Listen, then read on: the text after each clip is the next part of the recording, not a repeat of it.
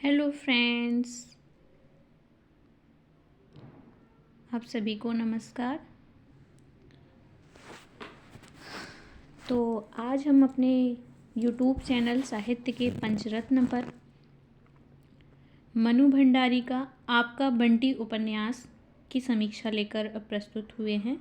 तो देखेंगे आपका बंटी उपन्यास।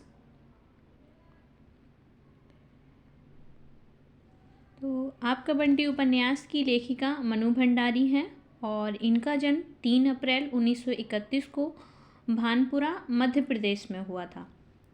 वर्षों तक दिल्ली विश्वविद्यालय के मिरांडा हाउस में हिंदी प्राध्यापिका के रूप में इन्होंने कार्य किया है और विक्रम विश्वविद्यालय उज्जैन में प्रेमचंद्र सृजनपीठ की अध्यक्ष रही हैं मनु भंडारी जी। और मनु भंडारी के बचपन का नाम महेंद्र कुमारी था। इसके बाद देखेंगे आपका बंटी उपन्यास का प्रकाशन वर्ष। तो इसका प्रकाशन वर्ष 1971 है और लेखिका ने यह उपन्यास अपने पति राजेंद्र बाबू को समर्पित किया है। इस उपन्यास का प्रकाशन धर्मयुग पत्रिका में धारावाहिक के रूप में किया गया है। आपका बंटी मनु भंडारी के उन बेजोड़ उपन्यासों में है जिनके बिना न 20वीं शताब्दी के हिंदी उपन्यास की बात की जा सकती है और न स्त्री विमर्श को सही धरातल पर समझा जा सकता है।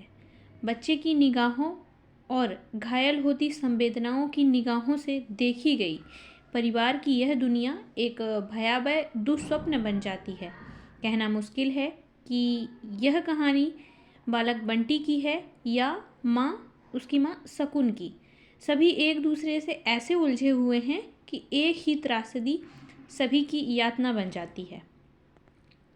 अब उपन्यास का कथानक और इसकी मूल संवेदना हम लोग देखेंगे। तो उपन्यास का कथानक में उपन्यास के प्रारंभ में बंटी की जन्मपत्री के रूप में मनु भंडारी ने अपना वक्तव्य प्रदान किया है और मनु भंडारी कहती हैं कि बंटी की परिस्थितियों के संदर्भ में लेखिका का मानना है कि मुझे लगा कि बंटी किन्हीं दो एक घरों में नहीं, आज के अनेक परिवारों में सांस ले रहा है। अलग अलग संदर्भों में, अलग अलग स्थितियों में। उपन्यास में पति पत्नी अजय और शकुन के बीच अलगाव और तलाक हो जाने पर उनके बेटे बंटी की दयनीय जीवन परिस्थिति का चित्रण किया गया है। संपूर्ण उपन्यास 16 खंडों में विभक्त है और बंटी अपनी माँ शकुन के पास रहता है। शकुन कॉलेज में प्रिंसिपल है। बंटी को अपनी माँ घर के सहज रूप में अच्छी लगती है। बनावटी श्रृंगार किए प्रिंसिपल बनी माँ उसे अच्छी नहीं लगती। घर में कामकाज के लिए फूफी है। वह बंटी को सोनल रानी की कहानियाँ सुनाती है। बंटी बार बार यह महसूस करता है जैसे मम्मी और उसके बीच कोई और भी है, लेकिन वह समझ नहीं पाता। बंटी बीच में कभी कभी अपने पापा से भी मिलता रहता है। वे उसके लिए खिलौने लाते हैं। बंटी खुश होकर उन्हें अपने दोस्त टीटू को दिखाता है और बंटी को इस बात का दुख है कि उसके मम्मी और पापा साथ साथ क्यों नहीं रहते। मम्मी उसे पापा के बारे में कोई बात क्यों नहीं बताती। मम्मी और पापा फिर से दोस्ती क्यों नहीं कर लेते।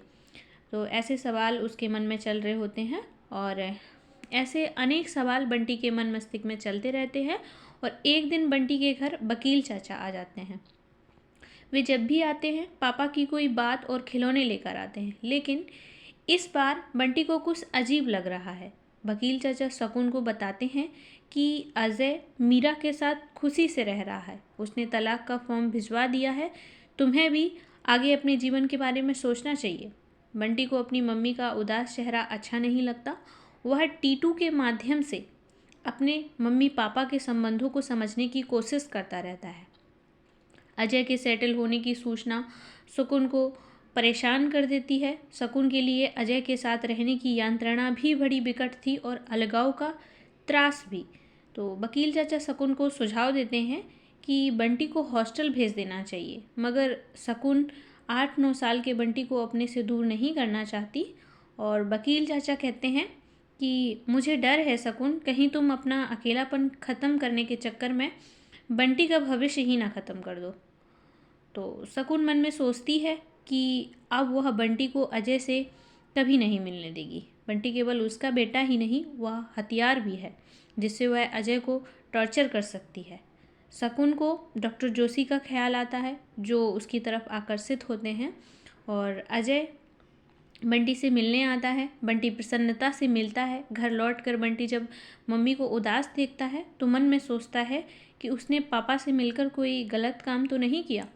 बंटी की आदतों को लेकर फूफी परेशान रहती है और शकुन से कहती है, मत इतना सर चढ़ाओ बहू जी, हम अभी से कह देते हैं, कहीं फिर आप ही दुखी होंगी।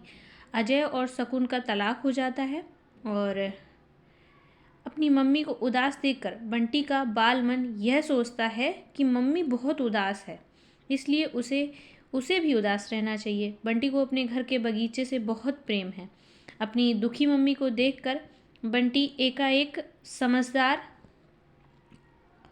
और बड़ों जैसा व्यवहार करने लगता है। वह किसी तरह अपनी मम्मी के दुख को कम करना चाहता है। शकुन और डॉक्टर जोशी की नज़दीकियाँ धीरे धीरे बढ़ने लगती हैं।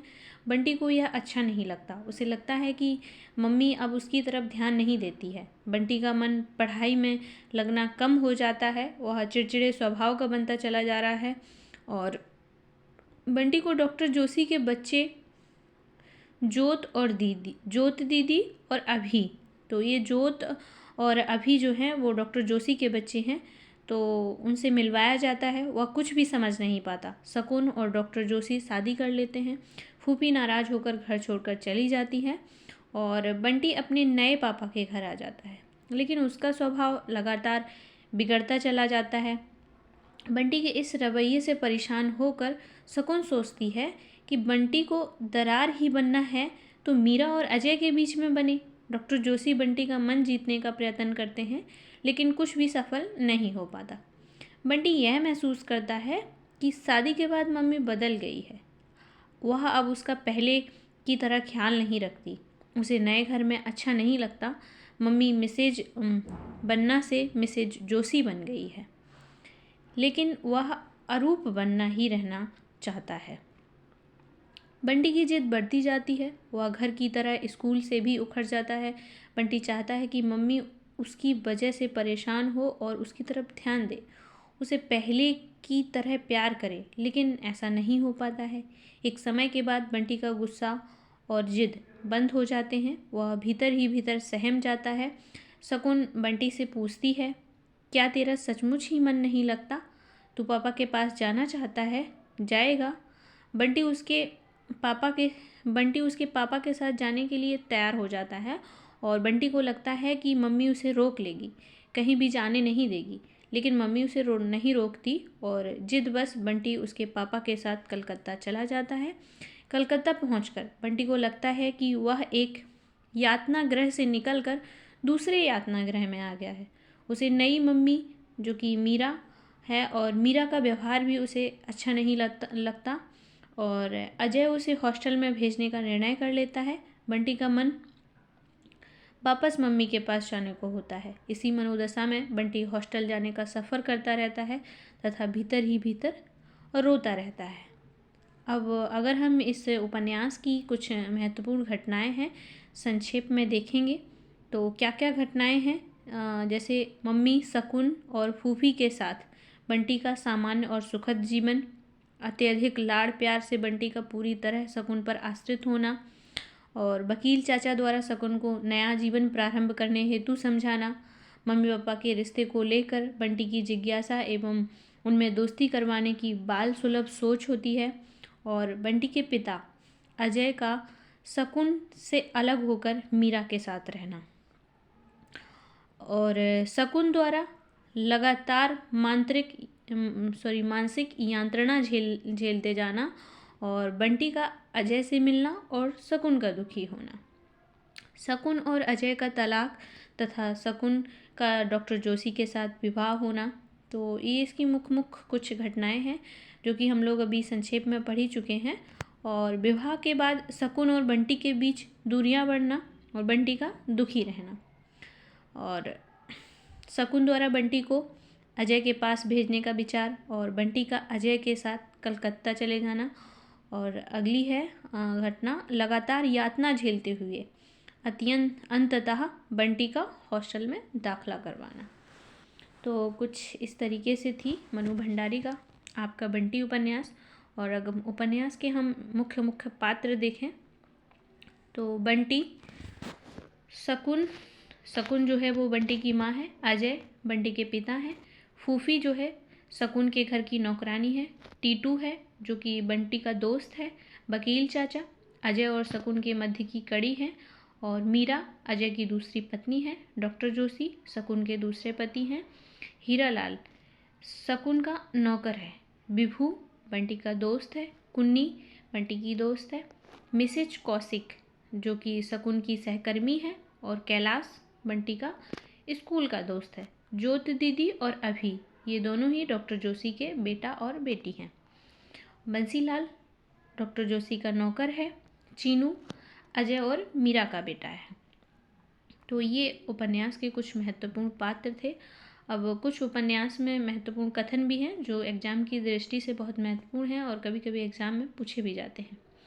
तो वकील चाचा कहते हैं, जब आदमी एक जगह धोखा खाता है तो उसे लगता है सब जगह धोखा ही धोखा है, पर ऐसा होता नहीं है। तो ये स्टेटमेंट वकील चाचा देते हैं, ऐसा वकील चाचा कहते हैं।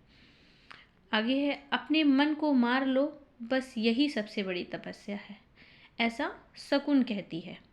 ठीक है। मनुष्य जब भी अपने भीतर ही भीतर बहुत गिल्टी महसूस करता है तो तर्क से वह अपने को जस्टिफाई करता रहता है, अपने हर गलत काम को जस्टिफाई करता रहता है। ना करे तो इतना अपराध बोध ढोकर वह जी नहीं सकता। जहाँ जस्टिफिकेशन है वहाँ गिल्ट है। आगे हैं, ये कुछ महत्वपूर्ण स्टेटमेंट हैं, आज हम उपन्यास से संबंधित कुछ कथन हैं तो इनको ध्यान रखना है। उम्र बीत जाने से कैशोर्य और यौवन नहीं बीत जाता, ये भावनाएं तो केवल तृप्त होकर ही मानती हैं, वरना और अधिक बलवती होकर आदमी को मारती रहती हैं। औरत कहीं की कहीं पहुंच जाए फिर भी पुरुष का साथ उसके लिए कितना ज़रूरी है, पर वह साथ हो सही अर्थों में। ऐसा शकुन कहती है कि औरत कहीं की कहीं पहुंच जाए फिर भी पुरुष का साथ उसके लिए कितना ज़रूरी है, पर वह साथ हो सही अर्थों में। और अपने को पूरी तरह देकर निर्द्वंद भाव से समर्पित करके आदमी कितना कुछ पा लेता है। और अगली है, आदमी शायद कन्फेस इसलिए नहीं करता कि दूसरों की नज़रों में गुनहगार बनकर अपनी नज़रों में बेगुनाह हो जाए। और बच्चों का गुस्सा, बच्चों का मान, बच्चों का अहम कितना छोटा और कितना निरीह होता है, सब कुछ। यानी बच्चों का गुस्सा, बच्चों का मान, बच्चों का अहम कितना छोटा और कितना निरीह होता है, सब कुछ। तो ऐसी कुछ स्टेटमेंट हमारे उपन्यास में ये मिलती हैं।